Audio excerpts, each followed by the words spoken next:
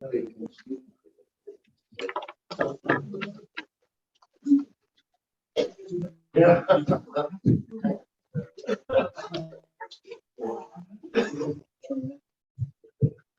Okay, officially calling this meeting to order.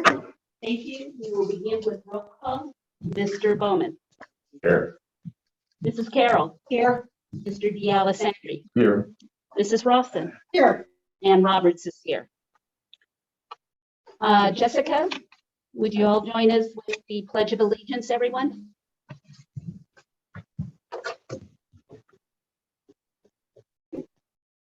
Ready? I Pledge allegiance to the flag of the United States of America and to the republic for which it stands, one nation, under God, indivisible, with liberty and justice for all.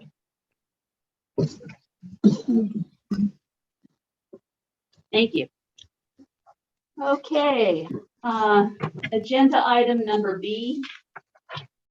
Please bear with me as I'm fogging up with my mask and my glasses here. Item B, authorizing on-site and virtual board and committee meetings with consideration and adoption of resolution number 2022-01, authorizing on-site and virtual board and committee meetings pursuant to AB 361. Is there a motion to So approve? moved.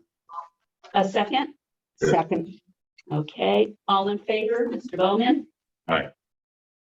Mrs. Carroll? Aye. Mr. D'Alessandri? Aye. Mrs. Rawson? Aye. Roberts? Aye. Unanimously approved. Thank you.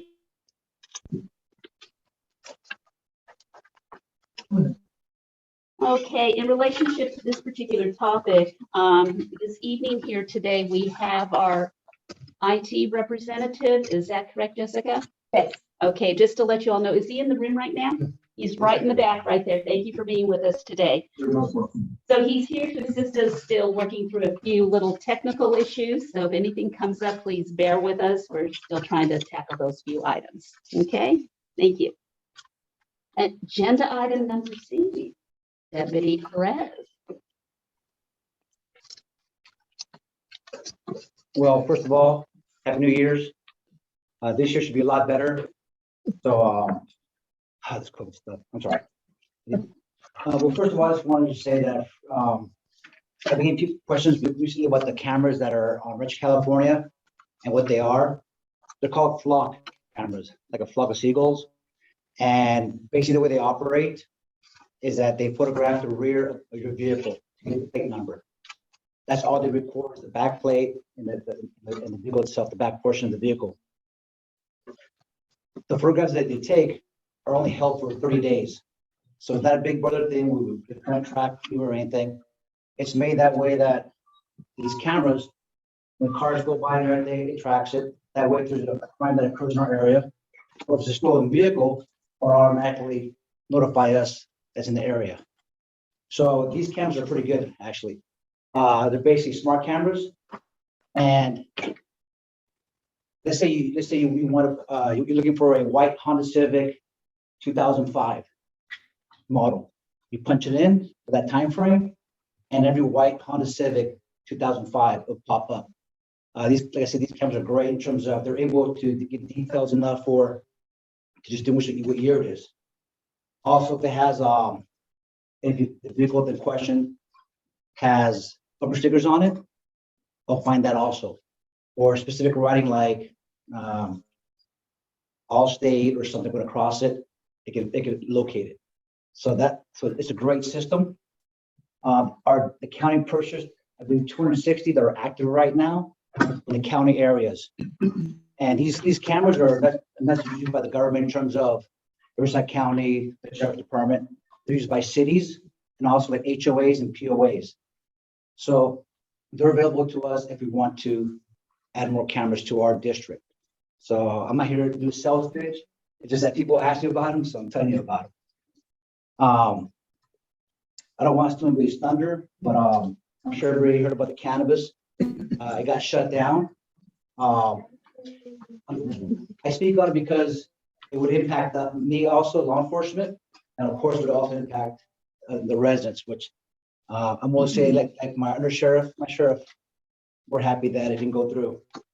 And I will say that from what I saw, my perspective, a lot of it had to do with basically our community mobilizing and speaking at these meetings, whether it was a planning committee or for the board supervisors. So if you were there, you voiced your opinion, you voiced your outrage, you were part of the petition, you helped, from my perspective. So thank you if you participate in that. Eddie. Another topic, with other constructions between Pesonao and Duluth, Sandia Creek, Viva Carroll, other areas, we had somebody that decided to move our key rails and our signage, which is a violation of law. Okay. I'm not a big traffic person, but CHP is. I bounced it up our traffic section along with the CHP, and they concur it's a violation of law when you start moving signage and along with the barriers. So it's a violation of law. So I have a suspect in mind right now that I'm looking for, and I hope y'all see him pretty soon. I really can't comment too much on it because it's still under investigation. And in terms of trends in our district, obviously these last 2 months, it's been great. I mean, not too much drama, nothing of great significance has occurred in our area, thank God, like that way. And that's another thing. These cameras are great deterrents that are going up. So I'm a big proponent of deterrence, and I'd be happy to see more out there because they help me, and of course, they help the residents. Okay, so this time, any questions from the board? No? No. Nice. Audience? I have a question. The corner of Pike Capistrano Road, or excuse me, California Road. There's the mailboxes across the street. There's a kind of an enclosure, plastic tent.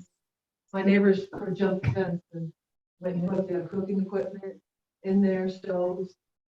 This is just what they're telling me. They're my new neighbors across the street. And just kind of curious if you knew about that. Last year, I got a call for service at that location, and the concern was possibly marijuana cultivation taking place still there. These don't look like they're living in. Right. I went there like at 5 in the morning, and it was just like you said, some cooking utensils. That's it. No one was actually living in there. I went back the following week for a few days. I never caught anybody there. I even went there at nighttime. Did you? Yeah, because I was like, Well, she'll be happy to hear that because her kids go to that bus stop. She actually spoke in the plot meeting. She was the one that was quoted, Dawn. okay. It's about the house across the street from me. She has 3 daughters walking to that bus stop, and so of course her husband jumped the fence, and there was cooking and Okay. bedding and. In terms of that, like I can go into open fields and everything because of the law saying open fields. But what helps us is that when you do see somebody there and it looks suspicious because they don't reside there, or you're worried about theft or something, contact us and we will really gladly go out there and check it out and contact who's ever there. My understanding that's a vacant property. There's no residence or anything. Have you No, there's no help. Yeah.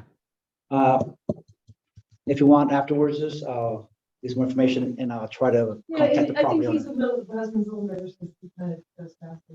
So I told him I'd speak for them, and they're good people, and it's just, she's got 3 beautiful daughters standing right there. Yeah. And she heard something in there. He went and looked. What helps me is if I know the approximate time frame, that way I can respond to and take care of it. I think her, like I said, I have to leave. Okay. Anything else? Yes, sir. Yes, I guess I do have a question. Over the last several months or years, there's been an issue with the mailboxes with theft and breakage of the equipment. Does it make any sense to consider those locations for some of the cameras you mentioned? The flock cameras, Yeah. if we purchase them as a community, the district has information for contact to the person. One of the questions about the locations is, I would imagine it'd be cell reception. And there's anything that can get information to the actual mainframe. Yes. But like I said, They may have something, they may have a satellite connection, they may, I'm not sure, so I don't want to answer that question. But in terms of the mailboxes, Amanda, that works at the post office, customer service, she has my direct line. She texts me whenever it's occur. So I'm aware of it. Also, the district also helps out with the repairs on expedite the process. But the mailman is supposed to contact me as soon as anything happens to see if I get on our trail cameras that I put up whenever there's a trend or a pattern. Unfortunately, this mail theft is countrywide. I mean, every day when I work, I look at my board for the calls for service in our area, being Temecula. There's always at least 3 a day where someone's being hit in Temecula. Does that answer your question, sir? Yes, thank you. Any other questions? Okay, thank you very much. Okay, moving on. Agenda item number D, public comments. Jim, Jessica, who's going to be our timekeeper?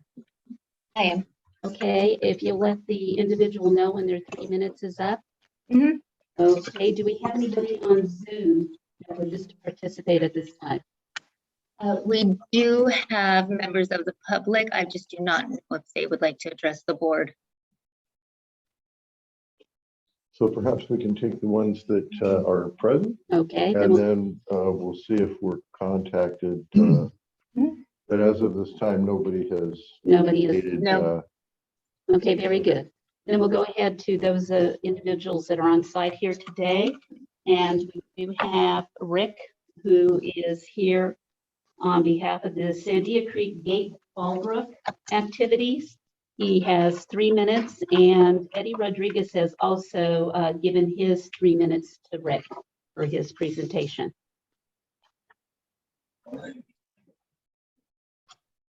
Good evening, everyone.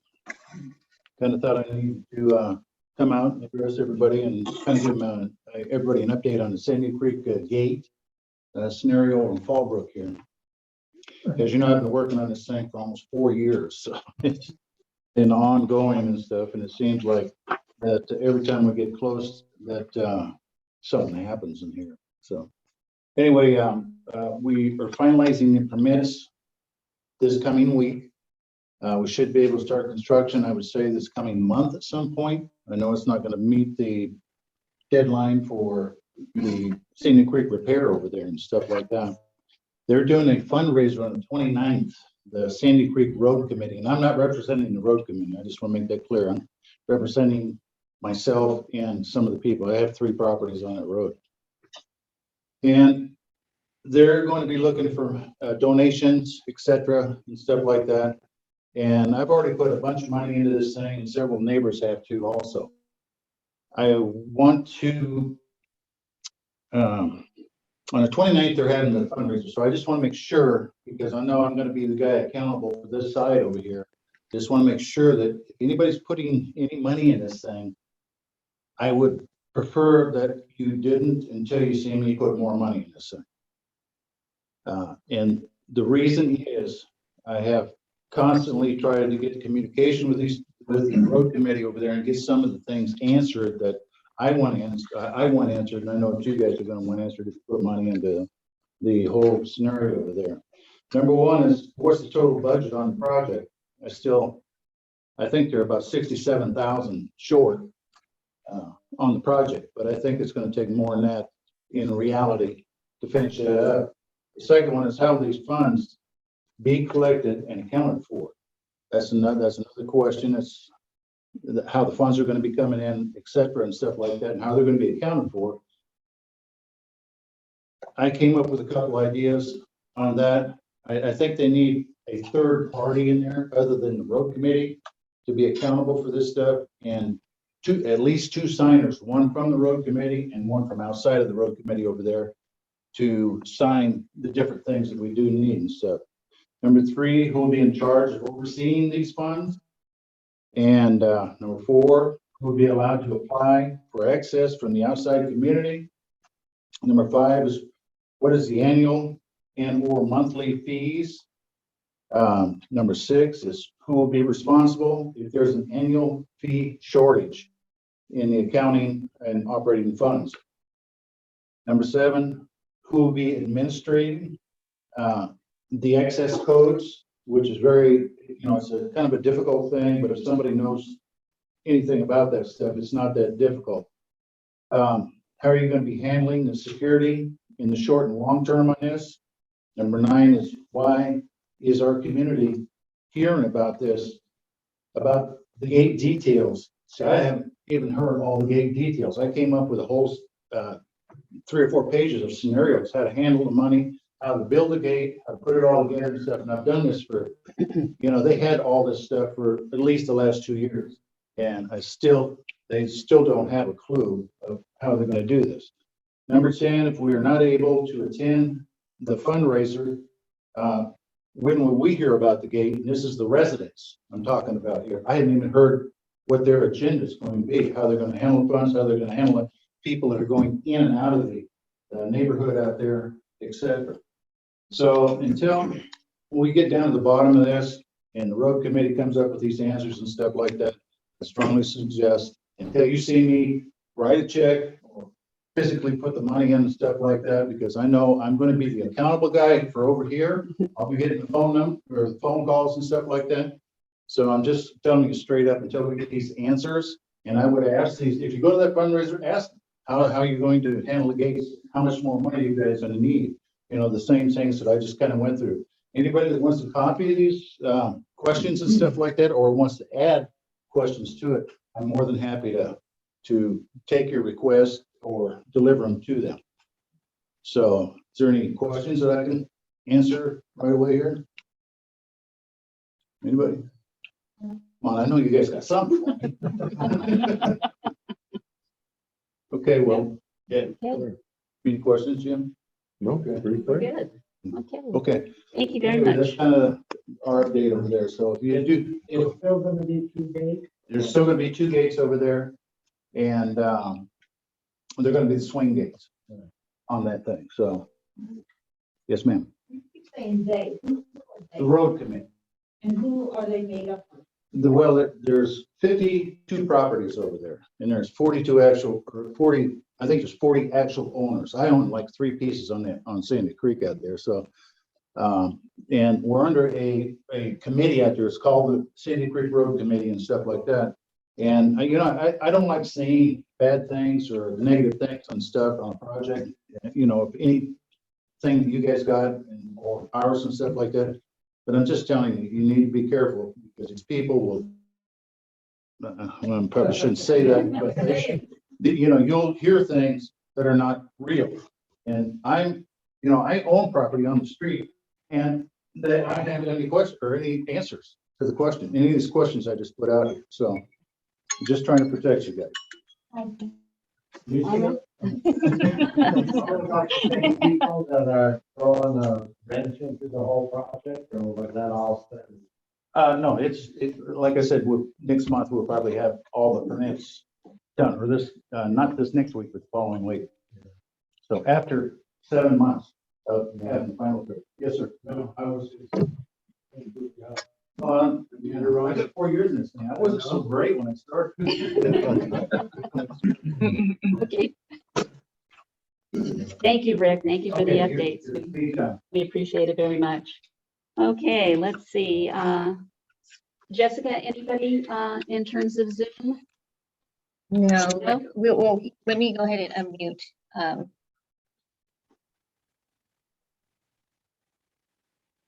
Is it, Is it? hold on. Mhm. Everyone is muted, so. I don't believe so. No. Okay, so no Zoom comments Okay, at this proceed. time. Okay, very good. Thank you. Okay, moving on to agenda item number E. And information only, these items are intended for the information purposes only, and they are 1, financial statements, 2, statements of investment policy. Any comments or questions from the board members on this? Just a comment that next month we should have the auditor at the board meeting who will be presenting his audited report. So that will help elucidate some of these documents that you're seeing today. Okay, very good. Thank you. Okay, any other comments? Okay, very good. Moving on. Agenda item F, which is the consent calendar, and they include the following items: minutes of the December 3rd, 2021 regular board meeting, 2 general fund claims for December 2021, 3 sheriff special tax claims, none at this time. Number 4, purchase order numbers, none at this time. Is there a motion to approve? So moved.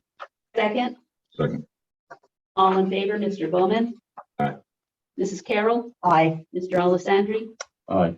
Mrs. Rawson? Aye. Roberts, aye. Unanimously approved. Thank you very much.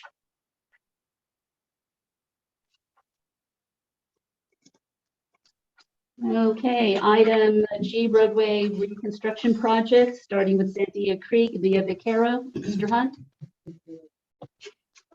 Thank you. We're gonna have a PowerPoint that'll show up on the screen.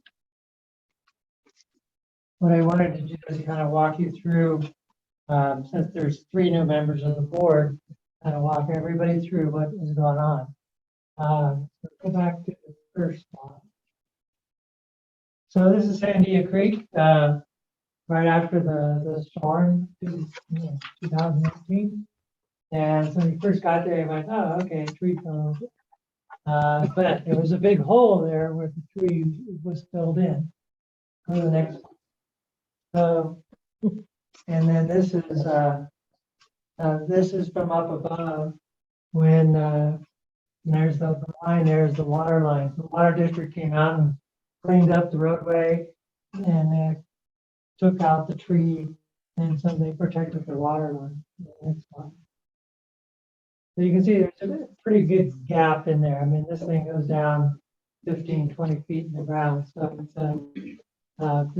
a big hole. You can't tell by the picture. You can go to the next one. This is over here in Villa Vaqueros. We had one out of the 4 CNC pipes collapsed completely and just sunk the whole roadway because it just there. Go to the next slide. You can kind of see how there's some gaps around the concrete and the pipes. The water was getting through the outside of the pipe in addition to going through it. Took out some dirt around, collapsed it. Go to the next one. So we had someone go out and they basically just took out the one that collapsed, repaired it, and paved it over so that people could drive on it again. Because we didn't want it sitting there for 2 years waiting for all the environmental work to get done. But we did that and opened it up. Go to the next one. So 2 years ago, we put this project out to bid.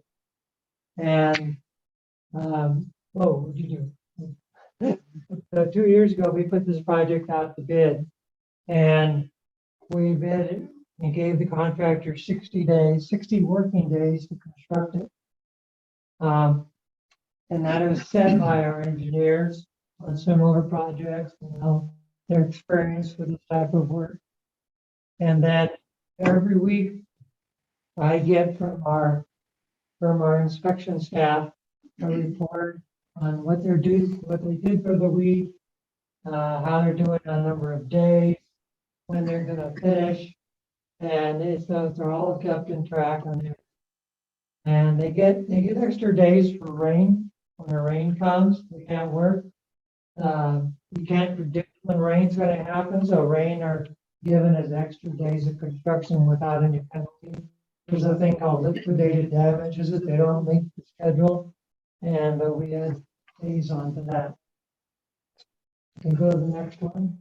The contractor gives us a detailed schedule where he's going to be at any given time, what he thinks his schedule is, various ones. It's too hard to read from here, but top part is Sandia Creek, bottom part is Villa Vaquero.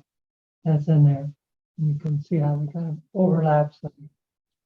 So, and that is what everybody aware that, their time frame is somewhere, they also get holidays off and all that, so they get done the end of the first week of March or something like that. They're they've met their schedule. Right now, they're anticipating to be done February 14th or 15th. That's their schedule. If it does rain between now and then, those days that we can't work will be added on to that. Oh, well, be added on to the total project, so they'll still stay within the total timeframe. Let's go to the next one. So back on Sandia Creek, just to give you a scale of how big this project is, and here's the 5 60-inch corrugated metal pipes that they put in. You know, they started this project in November, first week of November. And their goal was to get it excavated out, face in, get the pipes in, backfill it before the first rain came. And that was like their priority. And it's a great priority. And so they worked their tail off. Go to the next one. So as you can see, they met this goal before it rained. They had it set in place. Go to the next one. And then they knew it was gonna rain. You can see it's still wet in places. And they protected it with the plastic, liner out there and covered it up so that it could protect the slope from any erosion. But the main thing is to prevent water from soaking into the slope. We don't want water on the slope just yet. And they did that for the next one. So when it did rain, they had plastic in the bottom. You can see how they had a little sump area in the front. They were minor water comes through, they could pump it through. But then the big, we got quite a bit of rain up there, so everywhere else. And no damage to everything. Go to the next one. This is them putting in the head walls out there. That black pipe in there was down. They had to kind of deep water, which means they had to dig a pipe down the ground, and water and groundwater would come up, and they would pump it out so that it could keep the dirt dry while they poured all the concrete. And that's it. And this is to prevent future damages like the last one happened. Go to the next slide. And then this is the other side. I believe this was done like the first week of January. That was out there. They had a period where they didn't do anything for about 2 weeks after the rain. And that was during the rain, and then get it so they could dry it out so they could put in a head wall. Because that concrete's very expensive. You don't want to put it in half fall apart. So the next one. So you can see how they finished that up. Next slide, please. So at the same time, they're out there via the Carols. They opened the road, took that out so they could get in pipes. And the road was closed at this time for approximately a week. Go to the next slide. They put their pipes in. Next slide. And they backfilled it. And they did that in a week time. Keep going, next slide. And then they paved that over again. So that was all done in a week's period of time. So they could open up the road again. Now, from here on out, they have to work on more upstream side or downstream side, which means, they have to close one half of the roadway. So during the daytime when they're working, it's a one-way traffic, and we have flagmen out there, but the road is open to it, and you can go either direction. Next slide. That's it? Okay, so that kind of gives you up to date.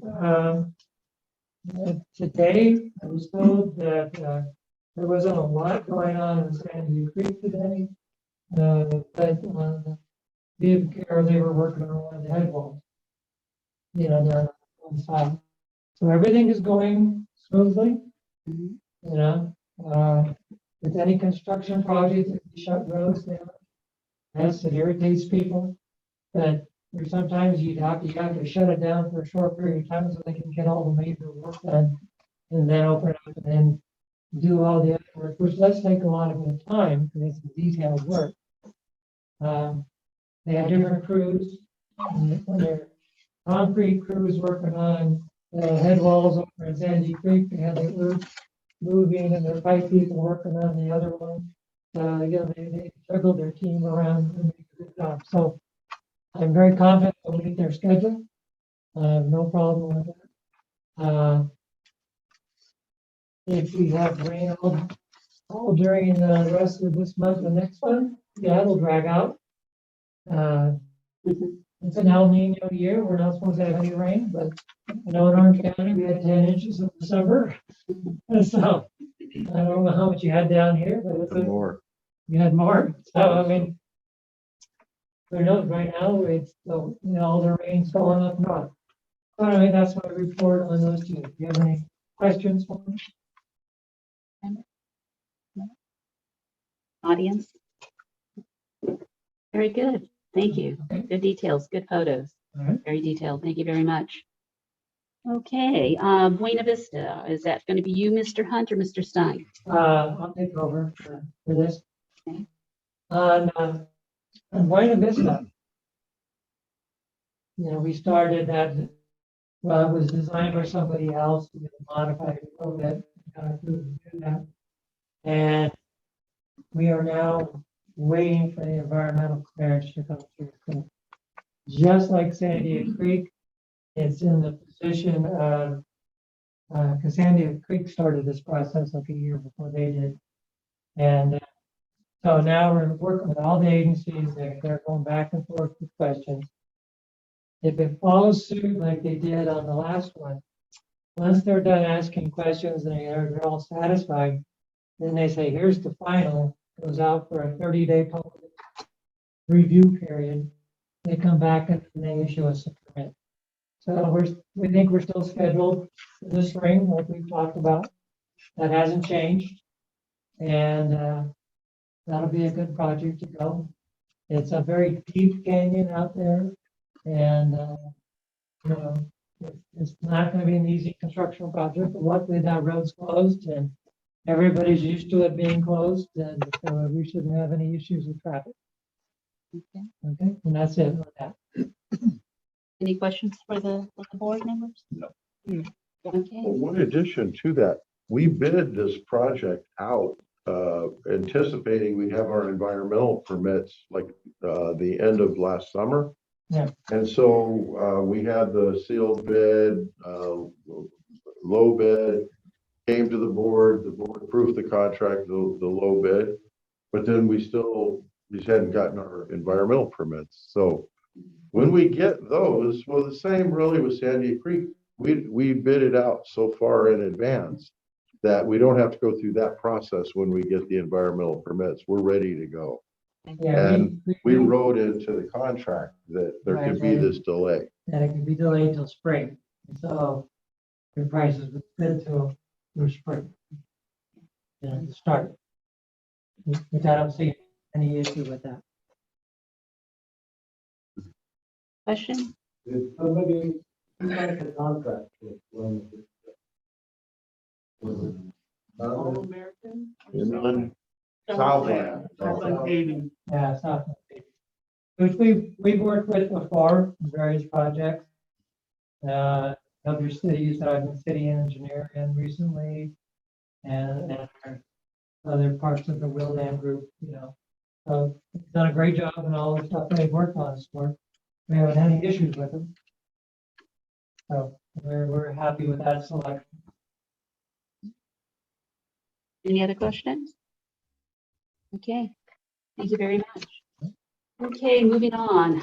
Item H, traffic safety and road maintenance, and we'll begin with traffic safety, and that's Mr. Lanebring, and he is on. Good evening. I'll share my screen here for you.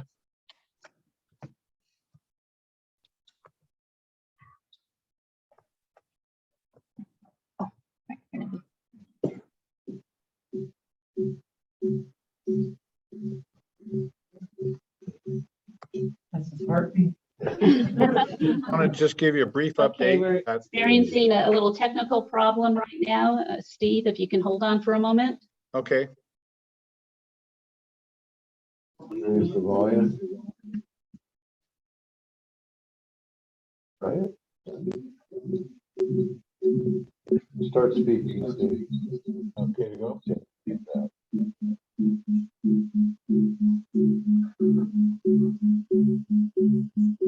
Go ahead and start, just do it.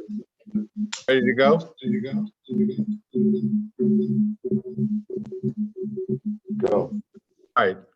So just want for update for our new members, just kind of give you an idea of some of the things that we get involved in.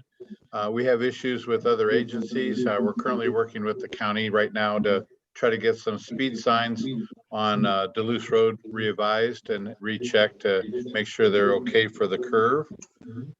We have a changeable message board that we move around, and the next place you'll see it is going to be on Calle Capistrano. We have ongoing requests that were here just before you came on board that we're looking into. Two of them, which is one already request at stop signs at Los Gatos and Carancho, and already stop request at La Cruz and Sandia Creek. Just to give you an idea how that goes, the basis for installing stop signs is on like 4 different criteria: volumes, delay, accidents, and sight distance. We collect that distance, we set it next to the standards and the warrants, and then we make our recommendations to engineering committee, which we did last week. To go through the report, we have the stop signs at Los Gatos and Carancho, very, very low volumes on both streets. There's no delay exiting. The sight distance is acceptable. And the accident history, there has been none in the last 12 months at this intersection. So consequently, it doesn't meet any of the guidelines or warrants for that request. We did check just to make sure we had all the information we wanted out there. We did check the speeds in that area, and we found out the average speed going through there is 40 miles an hour. The 85th percentile speed was 52.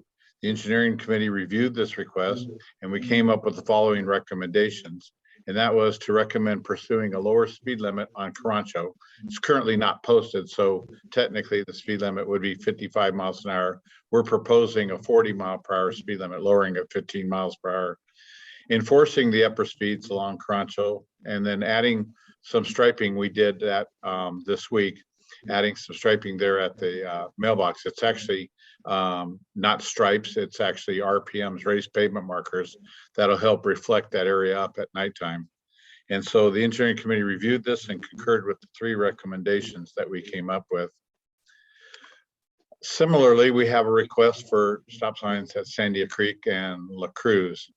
This is highly different from the other requests. This volumes are right now currently at almost 3,000 vehicles a day on Sandia Creek, with 1/4 of that traffic coming during the 2 peak hours between 4 and 6 p.m.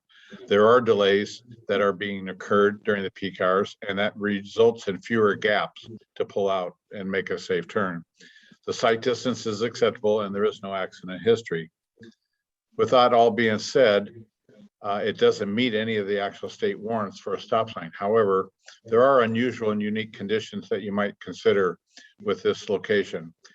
When the freeway is congested, Sandia Creek is used heavily as a bypass. This usually involves many new drivers who are not familiar with the area, who are cutting through, and they don't know the area, the curves, the situation that they're encountering. These drivers are often trying to make up for lost time, and that now reduces the gaps that are allowable. Especially, it'll reduce it if we reopen the street and the volumes increase. This is just to take you back 3 years. This was the presentation we made in 2018, about 3.5 years ago.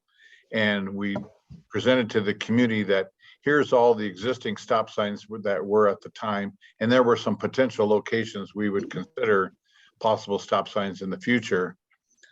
And so as you see in this case, we put all these stop signs in with the exception of La Cruz and El Prado Drive. El Prado Drive, we actually moved to Buena Campos. So the only one on this list that's not in place is La Cruz on Sandia Creek. Obviously, the one at El Bonito del Oro is not there either. So with regards to the request for stop signs at Sandia Creek and La Cruz, the engineering committee reviewed this request, and the recommendation was to install stop signs and advanced warning signs on Sandia Creek at Sandia Creek at La Cruz. Sorry about that. We have other projects in process too that we were requested to look at, and that was to collect speed data and establish speed limits along Carancho, Via Vaquero, and look at the ones that were established on Via Santa Rosa. We have collected all that data.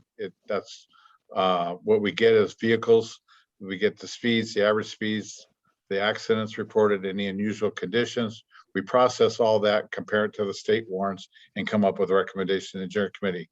This will be coming to the engineering committee and to the board next month. And the last request that we had was to do a before and after study of the reopening of Sandia Creek. We have gone out and collected that data. We have that from December.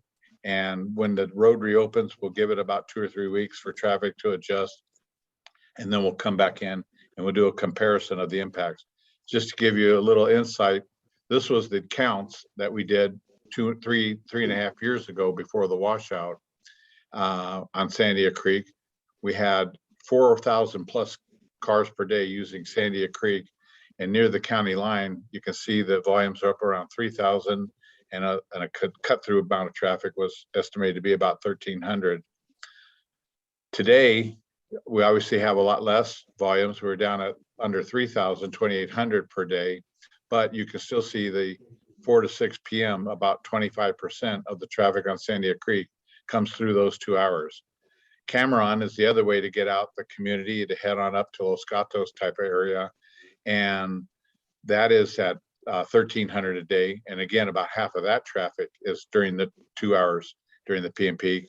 And then you look at the volume on Sandia Creek right at the San Diego County line, and you can see once again, 2,000 a day with about half of the traffic being just during the last 2 hours there in the PM peak. So that's kind of a summary of our traffic report, and I'll be happy to answer any questions that you have. I just wanted to comment on a couple of items in terms of Los Gatos and Carancho. Again, we did request that we have to take the necessary steps to pursue the speed limit change there from 55 to 40. So I think we should have some very happy residents out there. And then in terms of La Cruz and Sandia Creek, again, we made the recommendation to move forward in terms of the stop sign.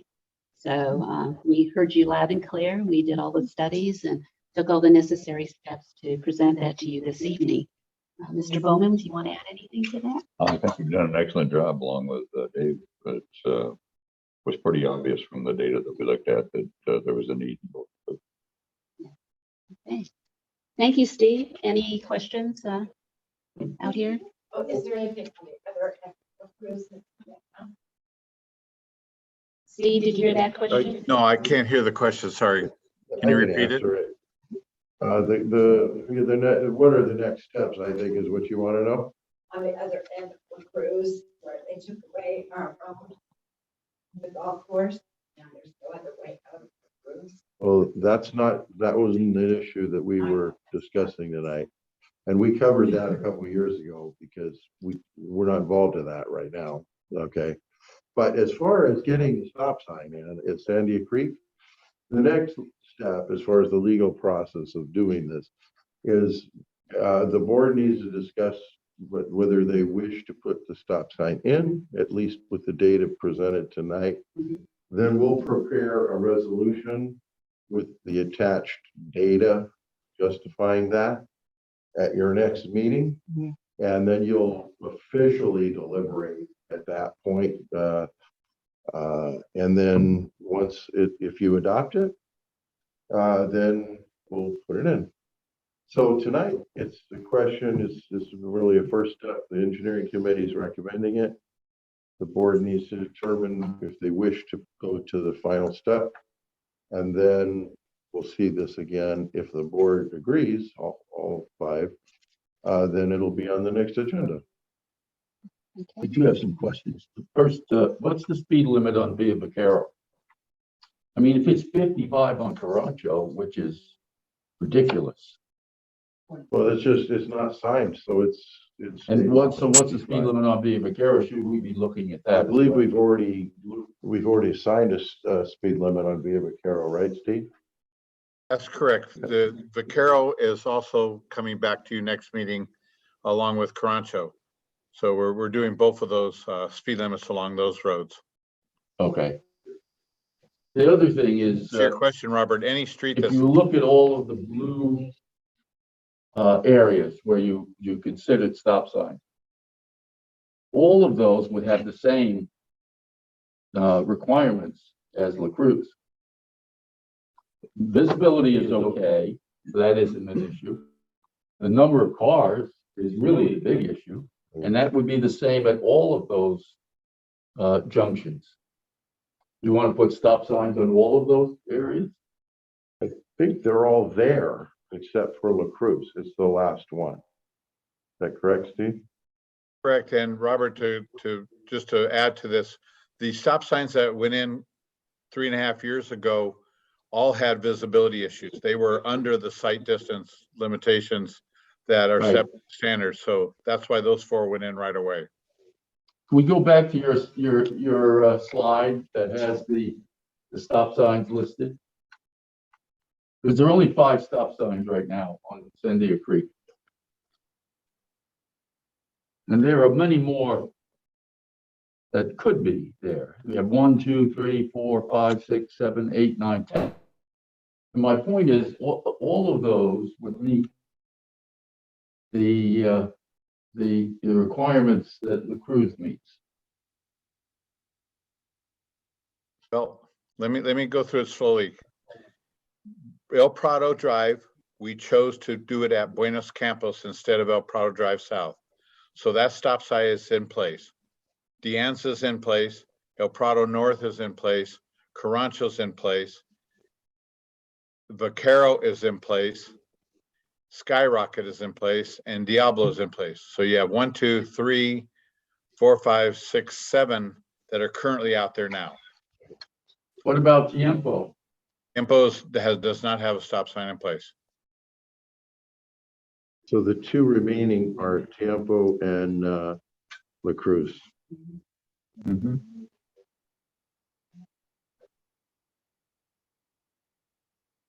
Okay. I don't know whether you need one there or not. I'm just saying that would meet the same requirements as it would. I don't know about the visibility. That may be another issue, but maybe you should look at that as well. We can revisit Tiempo. We looked at it the time, and we had. I think we've already talked about La Cruz. I'm talking about Tiempo. I'm saying we We can take a look at that. looked at As Tiempo. part of this project, we're doing it anyway, so that might make sense. I think that makes sense. Steve, any? I don't know. That's not, Now, the other thing is that once the gate goes up, we should see a tremendous reduction in volume. Mhm. when, so, When, Yeah, when. or if. right, right. Okay. All righty. Okay. Let's see. We'll continue on with H, Mr. Liebring, road maintenance. Okay. So again, for our new members, this is a general overview of the duties that the maintenance department does. You know, we deal with the shoulders, the drains, the growth along the streets, the potholes, the trash, the graffiti, you know, that's all under our purview. When we get to larger projects like this, it sometimes requires that we have to rent heavy equipment to get in and take care of this, or we're lucky enough we might have the right equipment. We also get an abandoned vehicle or 2 or 3 or 4 or 5, you know, kind of thing like that. And we have to deal with getting these off our streets. These are all free, just so you know, so you're welcome to take them in, you know, if you don't want to pay anything. We're also working with the homeowners, and they're very cooperative. This has been really the nicest part, that to help keep our shoulders working perfectly good and maintaining them. And so we send out letters, and we usually get a very good positive response. We had some 52 letters that we sent out the previous year, and these people are just very amazing at coming through for us. We do contracts for patching. We do contracts for overhead trees.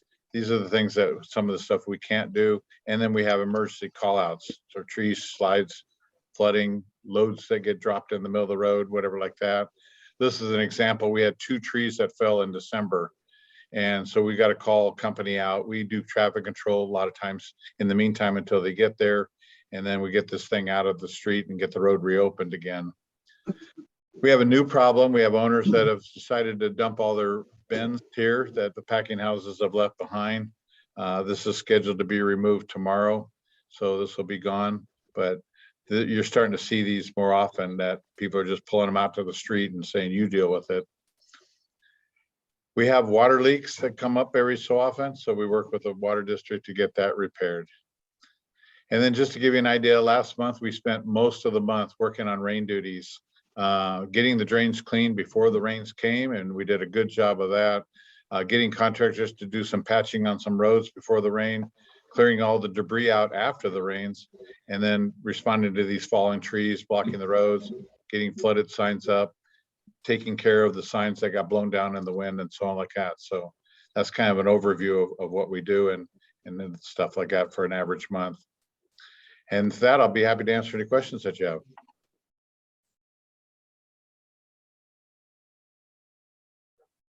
No questions. All right. Okay, thank you very much, Steve. All right. Thank you. Okay, agenda item number I, confirming the date and time of the regular board and committee meetings, review of resolution number 2018-17, changing the date of the regular meetings of the board of directors and December office hours. Mr. Emmons, would you like to comment on this? I just wanted to point this out to the board that we're currently operating in terms of the board meeting, the dates and times, and the December office hours as far as it's the legal holiday of Christmas and New Year's. We're operating under a resolution passed by the board in 2018. And so I wanted you to know that you're free to adopt any other resolution that you wish. But until that occurs, we're going to continue to operate under this schedule. And if you were to wish to discuss, and that's why it's on here, changing the time, say, or the day of the week of the board meeting, now would be the time to do it, or you can do it. It's on the agenda. You could take action. We can simply change those dates on this resolution, give it a new number. You could adopt that. So if you wanted to go to Sunday night at 9 p.m., we can just modify this, put that number in, you would adopt it, and next month it's Sunday night at 9 p.m. So I just thought I'd lay it out as your first meeting as a new board. If you want to continue along those lines, you don't have to do anything. The other thing that I was surprised when I asked Jessica, by the way, can I see what we're operating under? I was surprised that we didn't set the committee meetings by resolution of the board. So as it stands right now, since there's no discussion in this resolution, the committees set their own time. And I think I know why, because as members of a committee, when they would change, some members worked and they would change that time. Like engineering, when I started here, was at like 3 and 4 in the afternoon. And then the composition changed and 2 workers were on there and we moved it to later at 5 o'clock. So that could be changed by the engineering committee. I thought the board had to do it, but it looks like they can. And we did have the discussion at engineering about moving to 3 or 4. Probably 3 makes more sense if we're trying to cut down on overtime. We're here, so it doesn't matter to us. So maybe we should talk about that as the committee. And finance, you can decide, among yourselves. Right. And we'll still have to do it at 2:30 the following month. Sure. But at that meeting, you could change it if you wish, or in the year you could change it. So I guess the only thing for the board to discuss and consider tonight is if there was any desire to change Wednesday, the 3rd Wednesday at 6 p.m. Now's the time to do it. Otherwise, this resolution will stand. There may be an advantage to, and a disadvantage, obviously, when we start looking at things, but changing the time of the board meeting would have some cost saving. Because there are employees here and they get overtime for coming to this. So, I mean, that there could be some cost savings. It's not a lot. On the other hand, it may make it more difficult for members of the public to get here at 3 o'clock in the afternoon. So in my thinking about this, I think it would be better for us to have it at 6 as we do and just deal with the extra expense. It is an inconvenience for our employees to be here. And we appreciate their doing that. So, I don't begrudge them the extra day, but I do think it's important that we make this meeting as available as possible to the general public. Along those lines, has there been any invitation to the public to request or try to bring in their opinions about the meeting time?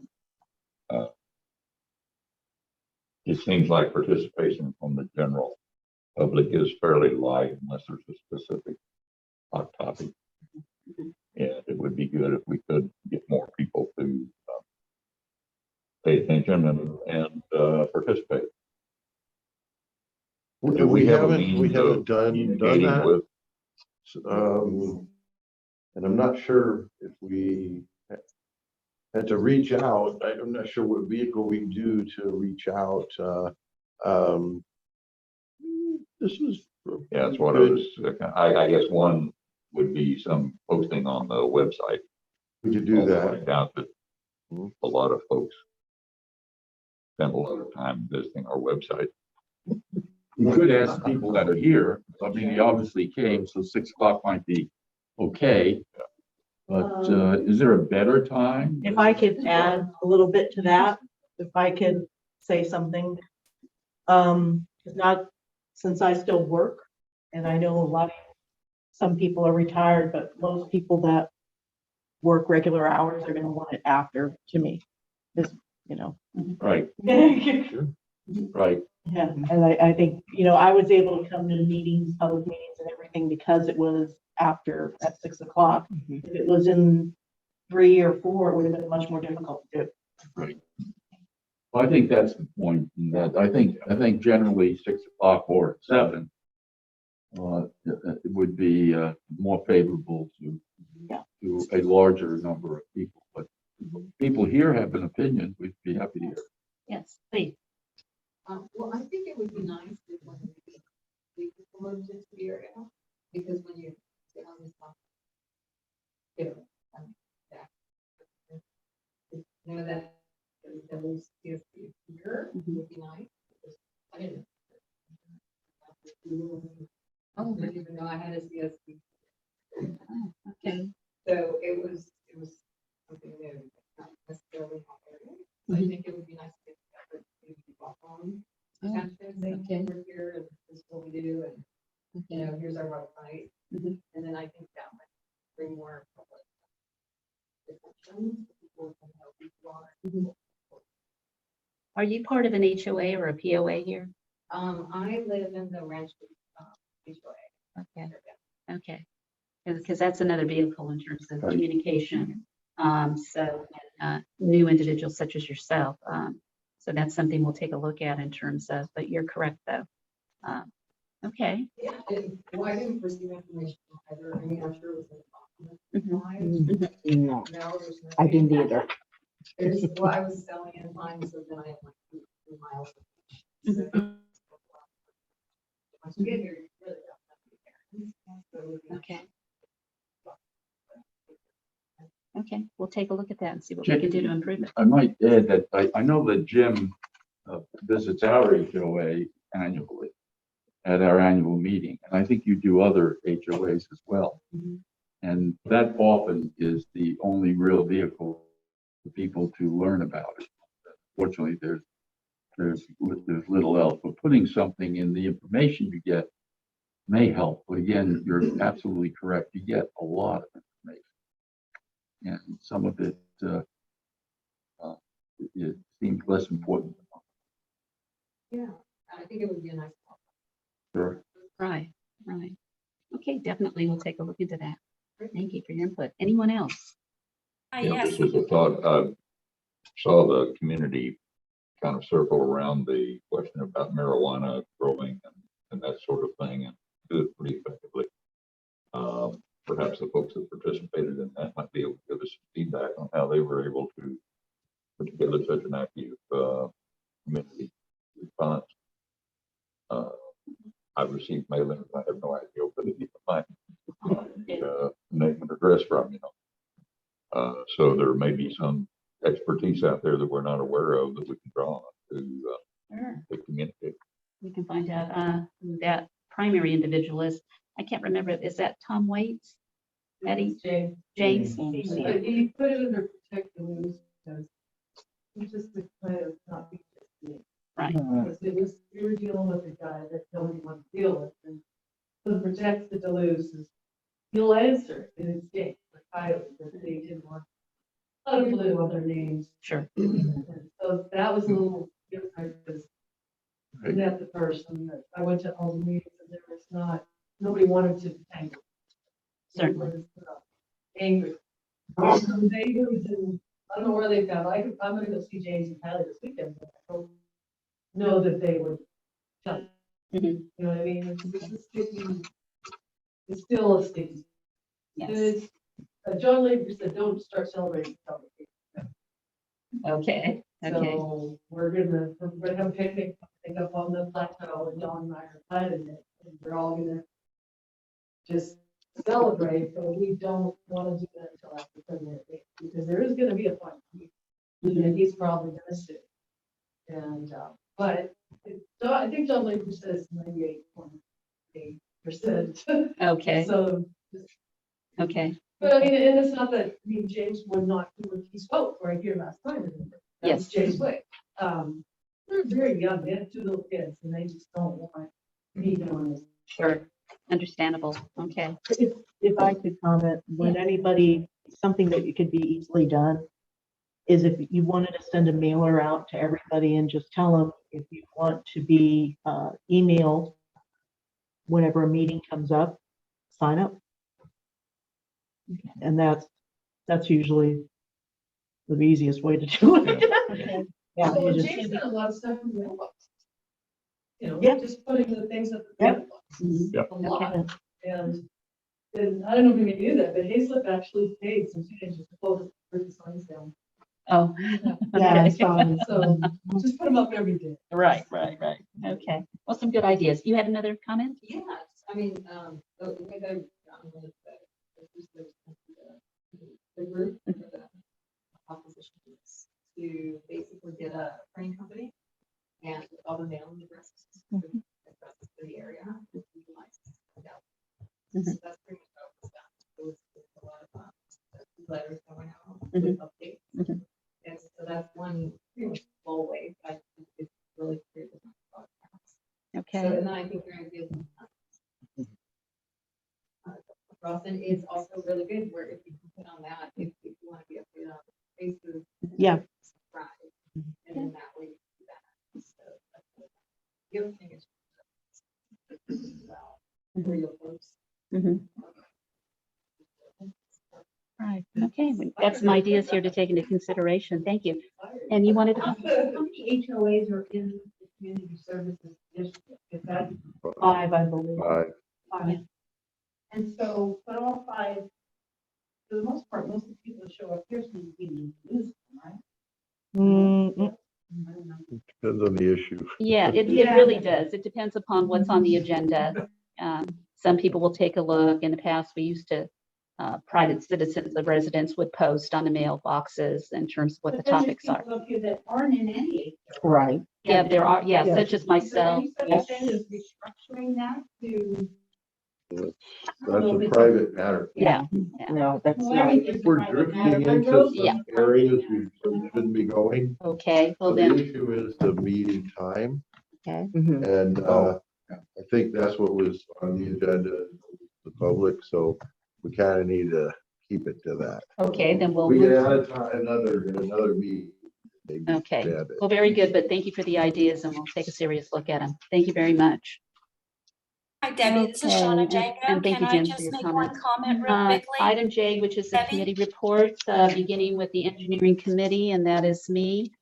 We met on January the 11th of this 2022, at which time we did approve our minute meetings of November 9th of 2021.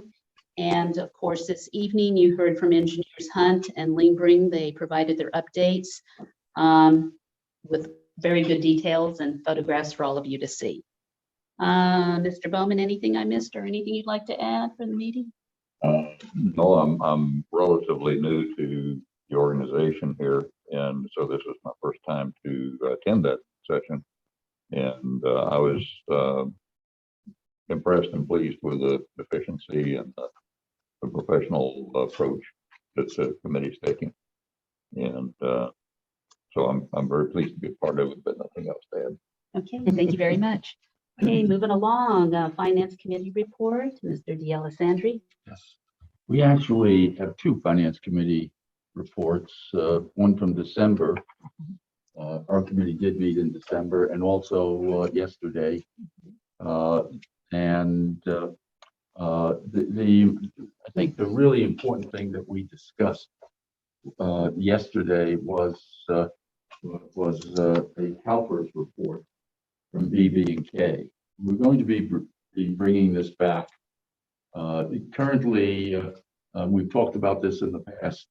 We pay interest to CalPERS because they have essentially not been able to maintain their investment income to match the need for the retirement that they have to pay for.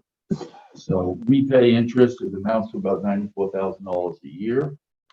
And the issue that we're looking at is whether or not we would like to pay the unfunded liability that the district has. And we're going to be looking at a couple of things. How much is that unfunded liability? What would be the cost to just pay it all? And are there ways to pay that over time?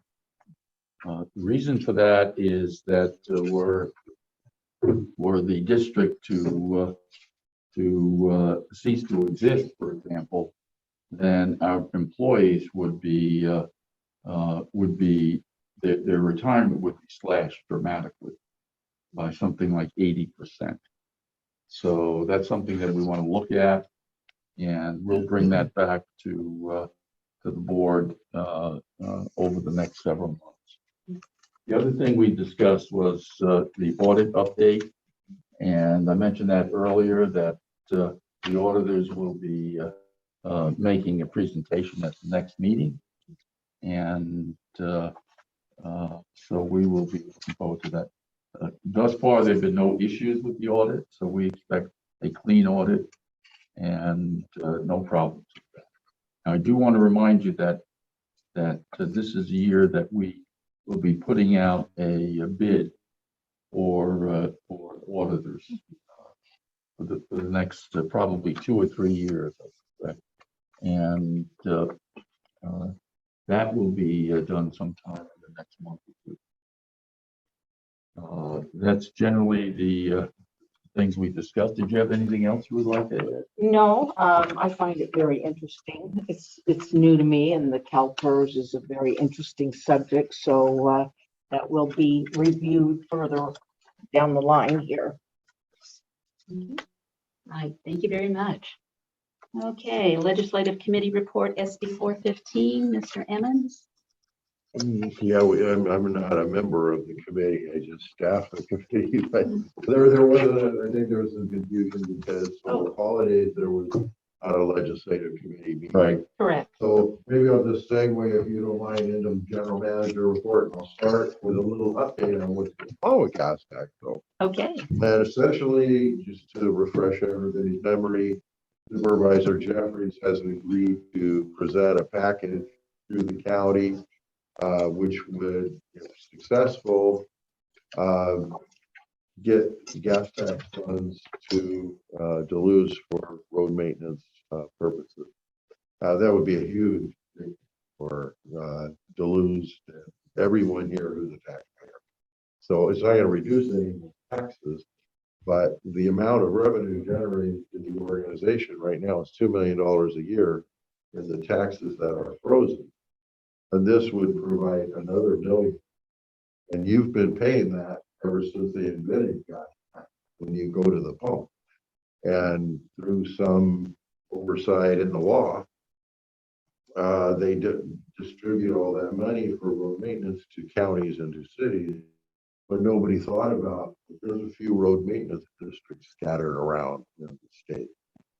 But once they've distributed money, trying to get someone new into the allocation, everybody's looking at their own, they don't want to share. And so this has gone on for 2 or 3 years. We have a committee. But where we're at this point is the supervisor asked the committee in a meeting they had, I believe it was in November, that he would be happy to carry that through the bureaucracy of Riverside County and ultimately to the Board of Supervisors. If we did the preparation work, because it takes a long time to get things through the county administration. So we, our attorney through his firm has found someone who has expertise in preparing that. That has been prepared. I'm working on it as we speak, pulling documents and things that he doesn't have. And I believe we're meeting on Tuesday. Next Tuesday. To try to get all the documents all finalized. And then at that point, it will go to Supervisor Jeffries. And hopefully he'll carry the ball. But there will be a legislative committee meeting, probably within the next few weeks, once we've got a package finalized. The other thing that we're closely monitoring is where'd the name? Oh, here it is. There's a Senate bill that was passed last year, some time ago, requiring recycling by everyone. And you're not currently recycling officially because the definition of recycling is separate and separate pickup. Okay. We only have one solid waste vehicle that goes through our district.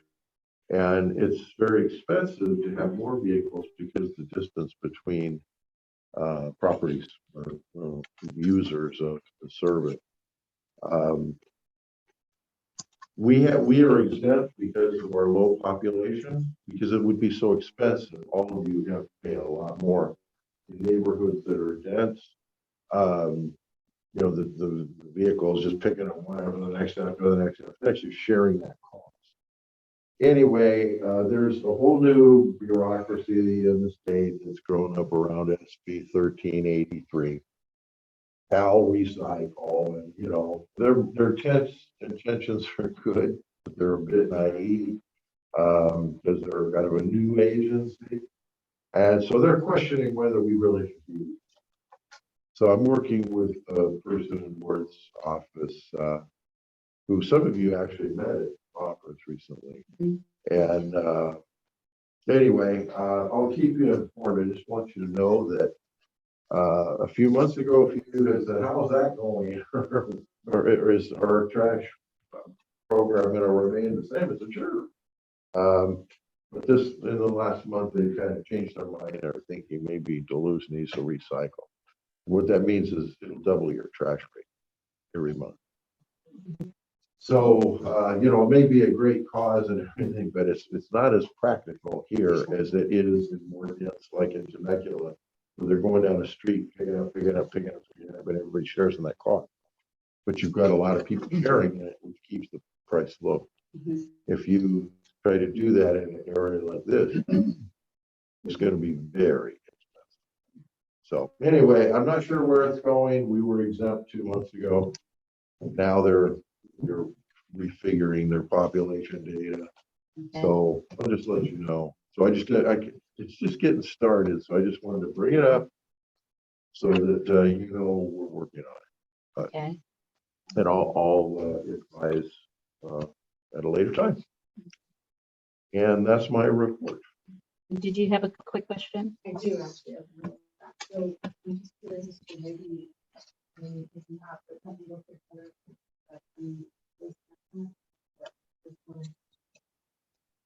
This is statewide. The state of California, that's the problem. right, but just to kind of look at it from the map, I think I'm looking at, right now, so they're getting, ours county, we have for what we pay here.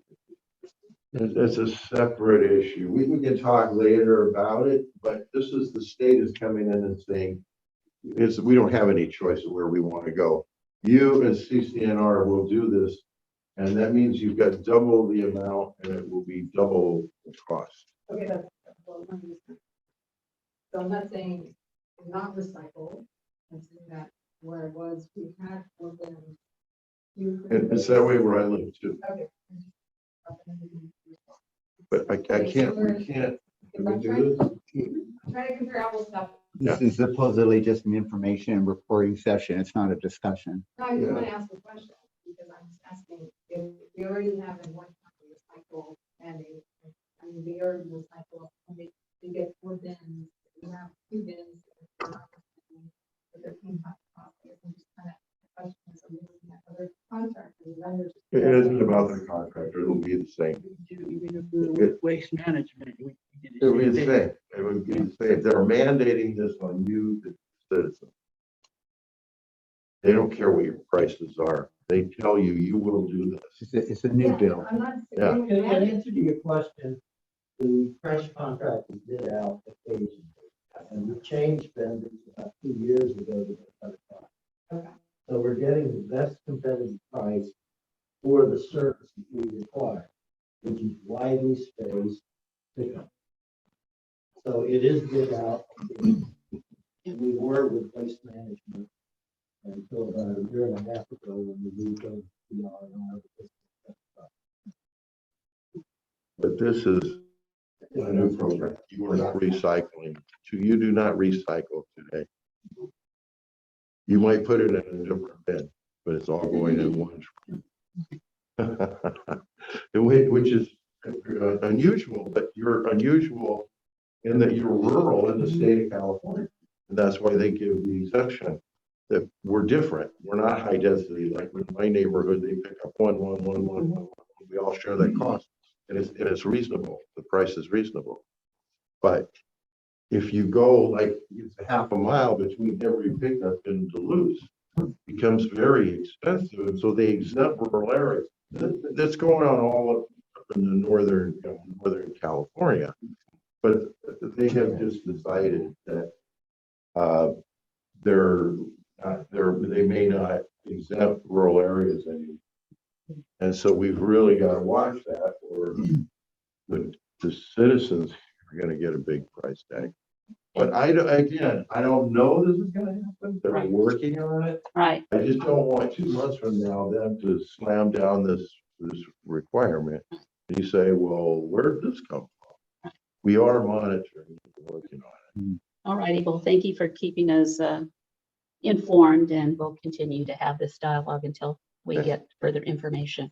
Okay, Jim, thank you. Anything Debbie, else? can you hear me? This is Shauna Okay. Django. Hello. Okay, item L, Debbie. legal counsel matters, Mr. Simmons. Debbie, So I'm, just wanted to report, I'm still Just had a quick monitoring. question. Any day now, we should have a report from FEMA, the judges that we met with on November 18th, about potentially getting additional funds for the small projects that we had We're trying to get anywhere from another 360 to over $500,000. Hopefully we'll be successful, and that should be out by the 31st of January. And then the last thing is, we're pulling the closed session tonight, so there will be no closed session. Why, thank you very much. Okay.